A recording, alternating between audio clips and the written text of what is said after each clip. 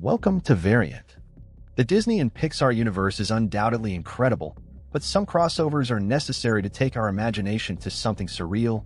Today I want to bring the crossover linking the adventures of Sheriff Wood alongside the Frozen universe. Without further ado, let's get to the That Matters.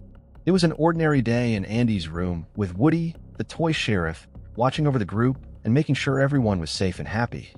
Since Bonnie inherited the toys, he had gotten used to a new routine. But that day, something strange happened.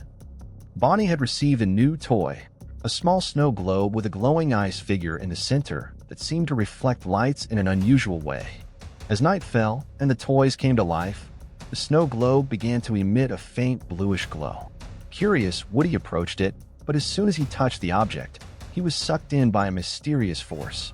He shouted for his friends, but all he saw was a whirlwind of lights and ice before he was thrown into a completely different world. Woody fell into a snow-covered field, the freezing air making him shiver. He stood up, brushing the snow off his hat, and looked around. In the distance, an ice castle gleamed in the moonlight. He had never seen anything like this before. It was both majestic and frightening at the same time. As he walked towards the castle, the wind whistled, and he heard strange whispers around him. "Who's there?" he asked in his firm sheriff's voice. But there was no response, just the sound of light footsteps in the snow. As he approached the castle, he noticed that the gate was ajar. Cautiously, he entered, finding a vast hall with walls made of pure ice. The place looked abandoned, but he could feel a presence. Suddenly, a voice echoed through the hall. "Who dares enter Queen Elsa's castle?" Woody spun around, pulling on his cord as if that might make him more intimidating.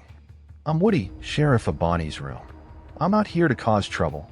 I just want to understand where I am." A figure emerged from the shadows, encased in a cloak of ice.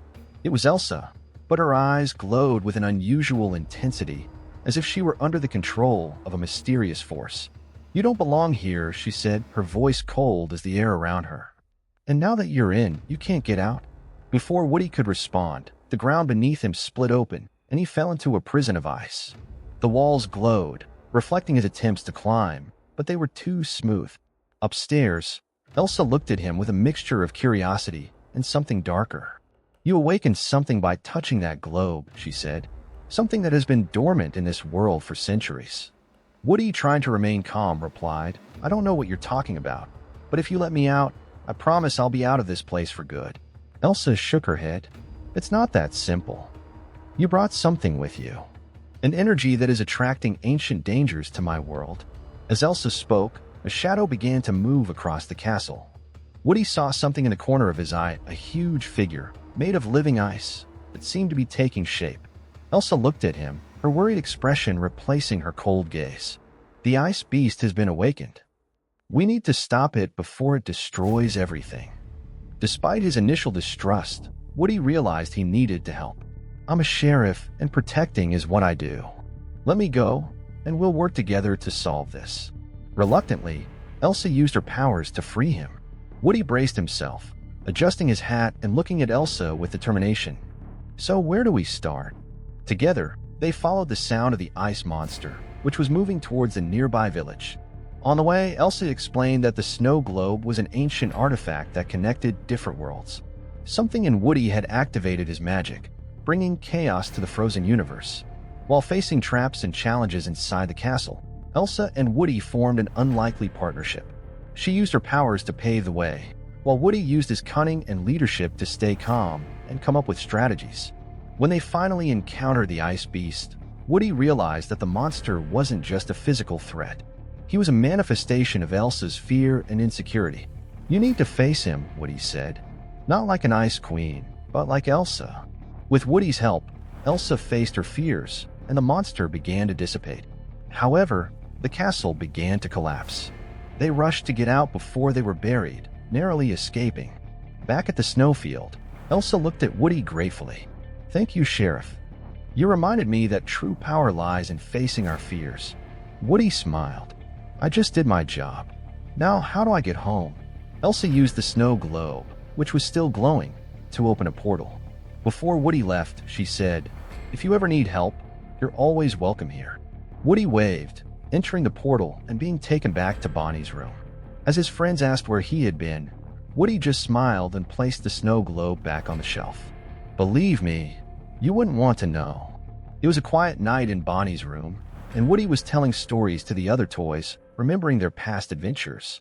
Suddenly, a bright glow appeared on the snow globe that Bonnie had placed on the shelf. Woody, curious and apprehensive, approached to investigate. Before he could react, he was sucked in by a powerful force, leaving the toys confused and worried. Woody opened his eyes to find himself once again in the icy world of Arendelle. Snow fell all around them, and in the distance, the ice castle glowed under an aurora borealis. But something was wrong. The atmosphere seemed darker, and an icy wind carried a sense of imminent danger. Why am I here again? Woody muttered to himself, adjusting his hat. He walked towards the castle, feeling an inexplicable urgency. Upon entering, he found Elsa in the main hall, surrounded by ice crystals that pulsed with a strange energy. She was visibly distressed, trying to control her powers that seemed to be going out of control. Woody. Elsa turned around, surprised to see him. You came back, but how? The portal should have closed. I have no idea, Woody said, trying to understand the situation. But it looks like you need help. What's going on here? Before Elsa could respond, a laugh echoed off the castle walls, cold and menacing. A figure emerged from the shadows, a tall man in a dark cloak studded with black ice crystals. He held a scepter that emanated an evil aura. How moving it is to see a reunion of old acquaintances, said the man with a cruel smile. Woody, right? The sheriff who helped Elsa before. How convenient. Elsa stiffened.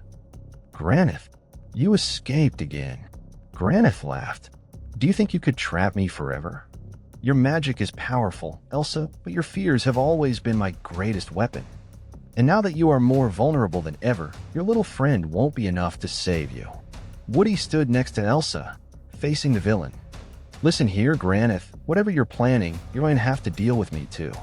I'm sheriff, and I'm not going to let you cause any more trouble. Granth narrowed his eyes in amusement. And what are you going to do, toy? Throw catchphrases at me? Before Woody could respond, Granth swung the scepter, sending a beam of ice towards Elsa and Woody. Elsa conjured an ice barrier, but the impact threw them back. He's stronger, Elsa said, struggling to stand. My magic alone might not be enough this time. Woody adjusted his hat, trying to look confident. So, how do we work together to take him down? Elsa looked at him, taking a deep breath.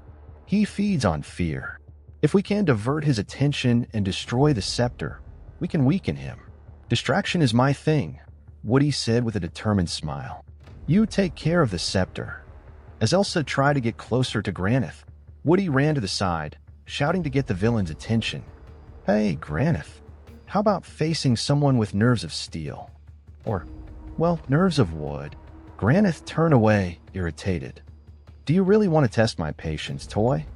While Granth focused on Woody, Elsa moved forward, using her magic to attack the scepter. But Granth realized the ploy and conjured ice creatures to protect him. Woody, thinking quickly, climbed up one of the creatures, pulling the cord on its shoulder and delivering his classic line, "There's a snake in my boot." The distraction caused Granth to momentarily lose control over the monsters, giving Elsa an opening. She launched a powerful blast of ice at the scepter, causing it to crack. Granth screamed in pain and fury as dark energy began to escape from the object. No, you can't defeat me. With the scepter weakened, Elsa and Woody joined forces for a final attack.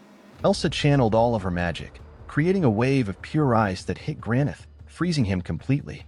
The castle shook, and the black crystals began to disappear. Elsa fell to her knees, exhausted, as Woody ran over to her. Are you well? Elsa nodded, breathing hard. Yes, thanks to you. The snow globe portal reappeared, shining brightly. Elsa helped Woody to his feet. It seems your mission here has ended again. Woody smiled. Whenever you need, Ice Queen, just call me. With one last wave, Woody walked through the portal, heading back to Bonnie's room, where the toys were eagerly waiting for him. He looked at the snow globe on the shelf and smiled. Believe me, guys, this adventure was freezing. Meanwhile, in the world of Arendelle, Elsa looked up at the starry sky, feeling more confident and prepared to face her fears and responsibilities. And that was our story today. Click the like button so you don't miss any videos of our new stories. Until next time. Bye.